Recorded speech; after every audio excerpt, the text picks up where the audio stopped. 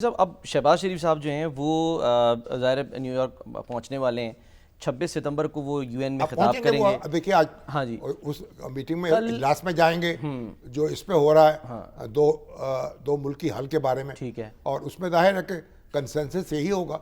जब 150 मुल्क तस्लीम कर चुके हैं ठीक है। तो कंसेंसस को दूसरा तो नहीं हो सकता। और यही सर पैगाम लेके आपको लगता है कि जब डोनाल्ड ट्रंप से उनकी 6 मुस्लिम रहनुमाओं से मुलाकात होगी तो ये भी अब डिस्कस होगा? डोनाल्ड ट्रंप से भी जाहिर है कि सारी चीज़ों पे गुफ्तगू होगी, पूरे दुनिया पे गुफ्तगू होगी, गजा पे भी होगी और फ़लस्तीन के मसले पर भी होगी, कश्मीर के मसले पर भी होगी। अच्छा। और जो इस वक्त यानी एक माहौल है आलमी अमन, यूक्रेन का मसला उस पर भी होगी। जो आलमी अमन को जो खतरात लाहक हैं उन सब पे गुफ्तगू होगी। और जो आलम इस्लाम के जज्बात हैं उनसे उनको आगाह किया जाएगा, क्योंकि जो 6-7 मुल्क है ना पाकिस्तान समेत, हाँ जी, जो मुलाकात करेंगे, सऊदी अरब है, कतर है, तुर्की है, मुत्तहिदा अरब अमारात है, इंडोनेशिया है, मिस्र है और फिर पाकिस्तान। हाँ जी, इनके तो जो ये 7 मुल्क जो रहनुमा हैं मिलेंगे। ये जाएंगे और उनको आगाह करेंगे अपने जज्बात से और फिर उनकी बात सुनेंगे और कोशिश करेंगे कि उनको कायल करें और वो कोई ना कोई सूरत ऐसी इख्तियार करें जिससे कोई गजा के लोगों को सुकून मिले और कोई रास्ता आगे निकले। और अमन जो है, अमन की वो बात करते हैं हर वक्त और अमन का नोबल इनाम भी लेना चाहते हैं। तो अमन का ये भी तकाजा है ना भाई, यूक्रेन में अमन नहीं और सिर्फ सब कॉन्टिनेंट में अमन नहीं बल्कि गजा में भी अमन होना चाहिए। हाँ जी। और गजा के बाशिंदों को अगर आप बाहर धकेलेंगे, उनको बेवतन कर देंगे तो फिर आपको कौन अमन का सफीर कहेगा और कौन अमन का यानी तमगा जो है आपके सीने पे लगाएगा। तो ये सारी बातें जो हैं मेरा ख्याल होंगी। और इस वक्त तो खित्ता, पूरी दुनिया जो है वो एक तलमला रही है। हर जगह झगड़े शुरू हैं। जो वर्ल्ड ऑर्डर हमने सेकंड वर्ल्ड वार के बाद कायम हुआ था उसको तो बड़ा शदीद नुकसान पहुंच चुका है। जो यूएनओ की अथॉरिटी है उसको नुकसान पहुंचा। अक़वाम मुत्तहिदा में जो 5 ये मुल्क हैं जो वेटो पावर्स हैं, तो तय ये था कि इनके अंदर कंसेंसस होगा, ये जंगों को रोकेंगे, ये और अमन कायम करने की कोशिश करेंगे।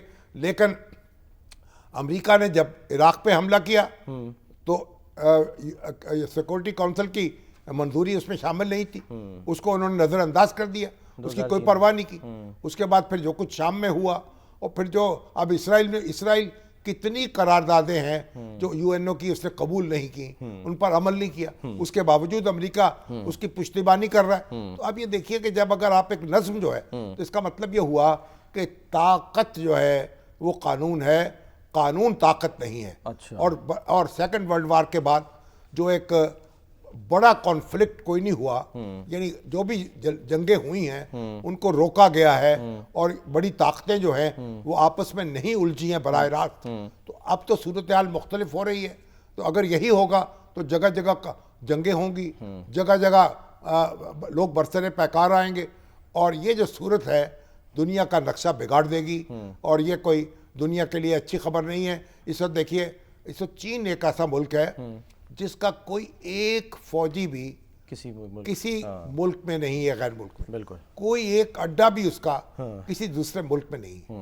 और वो बात करते हैं कि हम अमन चाहते हैं। और डोनाल्ड ट्रंप जो है वो कह रहे हैं हमें तो बगराम जो एयरबेस है ना, हाँ, बगराम एयरबेस भी चाहिए वापस उनको। हाँ। और बगराम एयरबेस भी पता नहीं कितने किलोमीटर, 70 किलोमीटर एक शहर की तरह है वो, शहर की तरह है, बहुत बड़ा शहर है। तालिबान ने सर मतलब जो हुकूमत है वहाँ तो बड़ा सख्त रद्द-ए-अमल दिया। तालिबान क्यों देंगे उनको कि तो बात की बात है। तो अड्डे पे अड्डे आप ले रहे हैं और फिर कह रहे हैं कि हम किसी को परवाह में नहीं लाएंगे। तब पाकिस्तान जो है, अब देखिए पाकिस्तान का तो पैगाम यही है, इंडिया के लिए भी यही है, इसराइल के लिए भी यही है कि अमन से रहें और जारहियत से बाद आ जाएं और अपने मामला तय करें, चैन से काम करें और हमें भी चैन से काम करने दें। हमें भी लोगों की गुर्बत दूर करने दें, हमें भी मुआशी तरक्की करने दें, हमें भी आगे बढ़ने दें, अपने लोगों के दुख और दर्द जो हैं वो दूर हो जाएं और आप भी अपने अपने लोगों की खिदमत करें और अमन कायम करें। ठीक है। तो अमन और अमन बिल्कुल। इंडिया से भी यही अपील है और इसराइल से भी यही है। और मेरा ख्याल है कि ये जो मामला है इसमें चीन भी पाकिस्तान का हमनवा है। चीन भी अमन की बात कर रहा है और डोनाल्ड ट्रंप जो है वो तो अमन का नोबेल प्राइज लेना चाहते हैं। अच्छा तो सर, उनको भी उसके तकाजे जब ये पूरे करने पड़ेंगे। सऊदी अरब के साथ दिफाई माहदा हुआ तो उसमें आपने तो क्लैरिटी से कहा कि ये किसी मुल्क के खिलाफ नहीं है, यानी ये जारे के खिलाफ होगा। अच्छा, उस पर इनिशियली लग रहा था कि पता नहीं क्या रद्दमल आएगा। पाकिस्तान में सियासी जमातें बड़ा पॉजिटिव रद्दमल आया, जैसे मैंने बताया, हम सुन लेते हैं। अलीमा खान साहिबा ने आज पैगाम दिया बानी पीटीआई का। हाँ, उन्होंने क्या कहा इस बारे में कि बानी पीटीआई क्या समझते हैं इस दिफाई मुआहदे से मुतालिक, ज़रा उन्हीं की ज़बानी सुनते हैं। सऊदी अरेबिया के साथ जो पाकिस्तान का जो इस वक्त कॉन्ट्रैक्ट हुआ है, कहते ये पहले भी बातचीत हमें पता है कि ये थी और ये खुशाइन चीज़ है, क्योंकि जो जहाँ हमारी सबसे दो मुक़द्दस जगह इस्लाम की, उनकी हिफाजत के लिए तो हर पाकिस्तानी को फ़ख्र करना चाहिए जब इन दोनों जगहों की हिफाजत करेंगे। और इस पे उन्होंने कहा इंटरनेशनल जो राब्ते हैं ये बहुत ज़रूरी हैं और ये बिल्कुल होने चाहिए। बैरिस्टर गौहर साहब ने जो है उनसे भी पूछा गया, उन्होंने क्या कहा वो भी आपको दिखाते हैं। अच्छी बात है, बड़ी अच्छी बात है। और जो सऊदीया का दिफा जितना मजबूत और जिस चीज़ पे उनका इंटरेस्ट हो, तो हमने हमेशा से सऊदीया को सपोर्ट किया है। वो चीज़ पूरे उम्मत मुस्लिमा को मजबूत करती है, हम उसको सपोर्ट करते हैं। पाकिस्तान तो सारे उम्मत मुस्लिमा पाकिस्तान की तरफ देख रही है और पाकिस्तान एक कला की तरह किरदार अदा करता है। पाकिस्तान तहरीक इंसाफ पाकिस्तान के लिए, जमहूरियत के लिए, मुल्क के लिए, आइन की बालादस्ती के लिए, आज़ाद अदलिया के लिए खान साहब ने हमेशा कहा है। खान साहब ने कहा है मुल्क भी हमारा, फौज भी हमारी। हुकूमत तो ज़ाहिर है क्रेडिट ले रही है, और मरियम नवाज साहिबा जो कि आज साहिवाल में थी, उन्होंने कहा कि जी अब पाकिस्तान जो है वो ख़ुद को खादमे हरमैन शरीफैन कह सकता है। उन्होंने क्या कहा वो भी देख लीजिए। हमारा दोस्त है सऊदी अरब, हमारा मोहसिन है सऊदी अरब, अल्लाह ताला का घर है वहाँ पर, नबी सल्लल्लाहु अलैहि वसल्लम का रोज़ा मुबारक है वहाँ पर।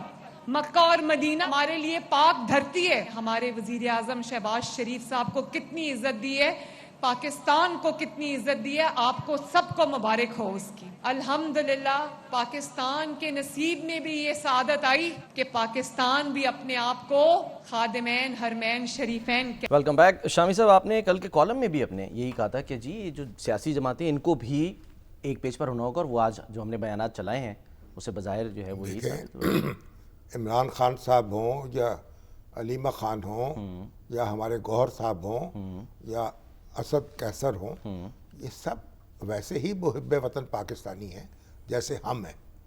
और कोई मुहिब्बे वतन पाकिस्तानी ये कैसे सोच सकता है कि पाकिस्तान के मफाद के ख़िलाफ़ बात करे। यानी एक ऐसा मुआहदा हुआ है जो पाकिस्तान के मफाद में भी है, सऊदी अरब के मफाद में भी है, और हमारी ताकत में इजाफा हुआ है, सऊदी अरब की ताकत में इजाफा हुआ है, नए इम्कानात रोशन हुए हैं। और कोई यानी मेरा ख्याल को फासरुल अकल जो है वही उस पर एतराज़ कर सकता है, यानी हम या कोई बैरूनी जो एजेंट है। तो बहरहाल इमरान खान साहब ने बिल्कुल ठीक बात कही है, अलीमा खान ने भी ठीक बात कही, यही बात उनको कहनी चाहिए थी। और जो बात रियासत जो है हमारे इख्तलाफात से बालतर है, सही, तो बड़ी अच्छी बात है। और सर हमारी वो जो मरियम बीबी हैं, जी हाँ, वही उन्होंने तो सहीवाल में हमारा शहर है भाई, वहाँ गई थी, वहाँ तो उन्होंने इलेक्ट्रिक बस चला दी और बसें चलाई गई, वहाँ उन्होंने पहुँची हैं कि वो कहने लगे कि 20 रुपये किराया होगा, और जो अपना बच्चे हैं, स्टूडेंट और सीनियर सिटीजन के लिए फ्री है, और उनके लिए है,